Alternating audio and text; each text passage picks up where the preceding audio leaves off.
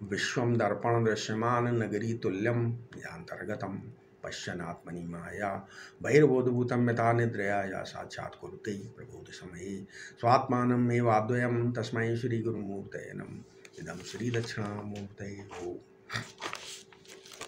इस वीडियो में आगे बताते हैं क्या, ये सब हम इसलिए बता रहे हैं क्योंकि ये पूरा आप ब्रह्मसूत्र आगे समझ सको, पूरा वेदांत की ये जो है नींव है, ये जब समझ जाएंगे तभी तो वेदांत आगे समझ में आएगा। अच्छा, ये है कि आत्मा थोड़ा ज्ञात है और थोड़ा अज्ञात है, एकांत अविषय नहीं है। आत्मा थोड़ा ज्ञात भी है और थोड़ा एक अज्ञात भी है ना, एकांत अविषय नहीं है। यानी आत्मा नितांत अविषय नहीं है, अस्मत् प्रत्यय का विषय भी है। अब इस पे प्रश्न उठाता है पूर्व पक्षी। क्या वो बोलते हैं, प्रश्न ये है, यदि वस्तु पूर्णता ज्ञात है तो उसमें भी अध्यास की संभावना नहीं है, और यदि पूर्णता अज्ञात है तो उसमें भी संभावना नहीं है अध्यास की। तो यहाँ पर पूर्व पक्ष कहता है कि आत्मा अहम रूप से पूर्णता ज्ञात है तथा युष्मत रूप से अत्यंत अज्ञात है, अतः आत्मा में किसी भी प्रकार का अध्यास संभव नहीं है। ये प्रश्न उठाया पूर्व पक्षी ने। अब इसका उत्तर पक्ष है, उत्तर देते हैं, देखो यदि आपको यह अनुभव होता है कि मैं दुखी हूँ, मैं अज्ञानी हूँ, तभी आपके प्रति वेदांत विचार का प्रयोजन सिद्ध होगा, अन्यथा नहीं। जिस व्यक्ति को कहीं पहुँचना ही नहीं है उसके लिए अध्यास हो चाहे अध्यास ना हो, है ना, इनका कोई अर्थ नहीं है।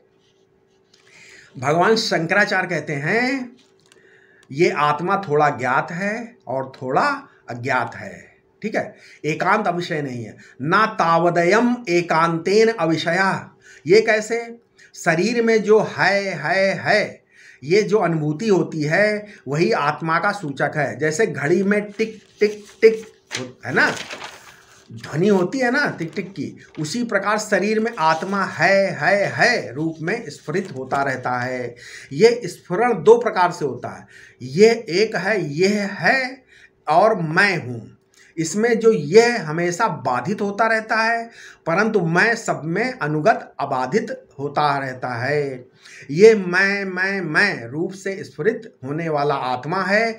अस्मत् प्रत्यय विषयत्वात्, अर्थात ये आत्मा अस्मत् प्रत्यय अहम वृत्ति का विषय है। ये मैं अहम प्रत्यय जिसको प्रतीत होता है वो चेतन है। अच्छा, ये किसको प्रतीत होता है? तो मुझको ही प्रतीत होता है ना, अतः मैं ही चेतन हूँ। यहाँ अगर ये कहो कि चेतन भी तो प्रतीत होता है कि नहीं, तो जिसको चेतन प्रतीत होगा वो वास्तव में चेतन ही होगा, जो दृश्य होगा वो चेतन नहीं होगा, है ना, ये तो है, मानना पड़ेगा। तो फिर तो इस चेतन का प्रकाशक कोई तीसरा चेतन होगा। ऐसा मानने से क्या होगा? अनवस्था प्राप्त हो गई, अनवस्था दोष हो जाएगा। इसलिए ये स्वीकार करना पड़ेगा कि चेतन को ही ये सब प्रतीत होता है तथा वो चेतन अपना आत्मा ही है। देखो, आत्मा मैं रूप से ज्ञात है, परंतु मैं क्या हूँ, कितना बड़ा हूँ, कितना वजन है, हमारी कितनी आयु है मैं की, ये सब अज्ञात है, नहीं मालूम है। इसलिए आत्मा किंचित अज्ञात भी है, सामान्यता ज्ञात, विशेषता अज्ञात। इसलिए आत्मा में अध्यास संभव है। ऐसा कोई नियम नहीं है कि इंद्रिय प्रत्यक्ष वस्तु में ही अध्यास होता है, क्योंकि अप्रत्यक्ष आकाश में भी अविवेकी लोग तल मलिनता आदि का अध्यास कर लेते हैं कि नहीं कर लेते हैं। आत्मा अत्यंत अविषय नहीं है, अस्मत् प्रत्यय का विषय भी है। इसका सुंदर और रहस्यपूर्ण विवेचन भामतीकार भामती ग्रंथ में करते हैं। क्या? सत्यम प्रत्यगात्मा स्वयं प्रकाशत्वात् अविषयो अनंशश्च है तथापि अनवर्चनीयात् अविद्या परिकल्पित बुद्धिमना सूक्ष्म स्थूल शरीरेन्द्रिय अवच्छेदेन अनवच्छिन्नो अपि वस्तुतो अवच्छिन्न इवा भिन्नोपि भिन्न इवा कर्तापि कर्ते वा भोक्तापि भोक्ते वा विषयोप्य स्मत् प्रत्यय विषय इव जीव भावनापन्नो अवभासते नभ इव घटमणिक मल्लिकाद्वच्छेद भेदेन भिन्नम इवानेक विध धर्म कम वेति। अर्थात ये बात सच्ची है कि प्रत्यगात्मा स्वयं प्रकाश होने से अविषय है और निरंश है, अविषय है और निरंश है। ये फिर भी अविद्या कल्पित मन, बुद्धि, स्थूल सूक्ष्म शरीर और इंद्रियों के अवच्छेद से ये आत्मा अनवच्छिन्न होता हुआ अवच्छिन्न सा, अनवच्छिन्न होता हुआ भी अवच्छिन्न सा, अभिन्न होता हुआ भिन्न सा, अकर्ता होता हुआ कर्ता सा, अभोक्ता होता हुआ भोक्ता सा, अविषय होता हुआ अस्मत् प्रत्यय के विषय जैसा और जीव भाव को प्राप्त हुआ सा भासता है। जैसे एक अखंड आकाश घट मठादि अवच्छेदकों के भेद से भिन्न भिन्न सा तथा तत्तद अनेक धर्म वाला जैसा प्रतीत होता है। अच्छा देखो, प्रत्यज्ञात्मा की स्वयं प्रकाशता भी क्या दिव्य वस्तु है। कितनी दिव्य वस्तु है स्वयं प्रकाशता। मोबाइल को देखने के लिए आंख चाहिए, आंख को देखने के लिए मन चाहिए, शत्रु मित्र आदि को देखने के लिए चित्त का सहारा चाहिए और औचित्य अनौचित्य के निर्णय के लिए बुद्धि का सहारा चाहिए नहीं। लेकिन बुद्धि की जागृत, स्वप्न, सुषुप्ति, समाधि अवस्थाओं को देखने के लिए उपयुक्त कोई सहारा अपेक्षित नहीं है। परंतु आत्मदेव को तो देखो, ये दिखते भी नहीं लेकिन इनके अस्तित्व में कभी कोई संदेह नहीं होता ना।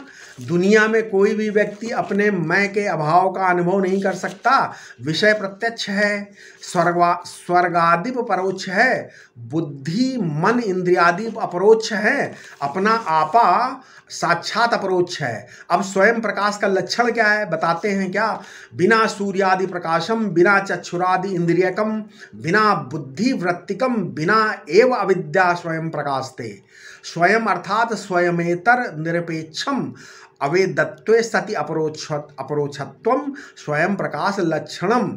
सूर्यादि प्रकाश के बिना, चक्षु आदि इंद्रियों के बिना, बुद्धि वृत्ति के बिना और अविद्या के बिना, जो स्वयं अपने से इतर की अपेक्षा के बिना प्रत्यक्ष परोक्ष अपरोक्ष के प्रत्यक्ष परोक्ष अपरोक्ष से विलक्षण साक्षात अपरोक्ष रूप में प्रकाशमान हो, वो स्वयं प्रकाश चैतन्य आत्मा है। वो स्वयं प्रकाश, ये जो स्वयं प्रकाश प्रकाशत्व, नित्यत्व, व्यापकत्व का सर्वात्मकत्व से विलक्षण है। कैसे? यदा काले प्रकाशते तदा नित्य इत्युच्यते, यदा देशे प्रकाशते तदा व्यापक इत्युच्यते, यदा कार्य कारण संघाते प्रकाशते तदा सर्वात्मा इत्युच्यते। अयमे वही स्वयं प्रकाशः। जिस समय आत्मा काल का प्रकाशन करता है उस समय उसको नित्य कहते हैं, ठीक है। और जिस समय और देश को जब प्रकाशता है तब उसको व्यापक कहते हैं। इसी प्रकार ये जो संपूर्ण कार्य कारण संघात का प्रकाशन करता है तब इसे सर्वात्मा कहते हैं, है ना। स्वयं अच्छा, परंतु स्वयं तो ये आत्मा स्वयं प्रकाश है, ये देखता सबको है परंतु स्वयं दृश्य कभी नहीं होता। स्वयं प्रकाश होने से आत्मा अविषय और निरंश है। अविषय का मतलब अर्थात विषय विषयी भाव से रहित, प्रमात्र प्रमाण भाव से रहित, वेद वेदनी भाव से रहित, कभी दृश्य न होने वाला अपितु दृश्य के भावाभाव का प्रकाशक, प्रकाश मात्र, निरंशश्च अर्थात अंश रहित, अंश अंशी भाव और उसके अभाव का प्रकाशक, प्रकाश मात्र है। उपाधि का प्रकाशक, उपाधि से निर्वच्छिन्न है और उपाधि से निर्वच्छिन्न चैतन्य में अंश है कहाँ? नहीं है। जहाँ पर अंतःकरण हो ही नहीं है, जहाँ पर अंतःकरण हो ही नहीं वहाँ भेद की उत्पत्ति कैसे होगी? यदि कहो कि माया से ज्ञान में अंश स्वीकार किया जाता है तो वो माया ज्ञान में स्वतंत्र है अथवा एक देश में है। यदि सर्वत्र है तो ईश्वर और माया में कोई अंतर नहीं रहता, और यदि एक देश में है तो अन्य देश में चैतन्य अनवच्छिन्न होने से उक्त देश में अंशांशी भाव क्या है? कल्पित है, ठीक है। और यदि कहो कि अंश कल्पना का आधार काल है अथवा वस्तु है तो अखंड वस्तु में खंड की कल्पना का आधार अज्ञान तथा खंडा भाव कैसे? श्री उड़िया बाबा जी महाराज कहते हैं कि उंगली दो तब दिखती है जब इनके बीच में इनका अभाव दिखता है, अन्यथा अंगुलियों का द्वित्व दृश्य नहीं हो सकता। ना होने से ही दिखता है और जिसको होना दिखता है उसी को ना होना भी दिखता है ना। दूसरे शब्दों में कहें तो हम जब किसी अज्ञात वस्तु को देखते हैं तो हम अपने और उस वस्तु के मध्य किसी अदृश्य की कल्पना कर लेते हैं।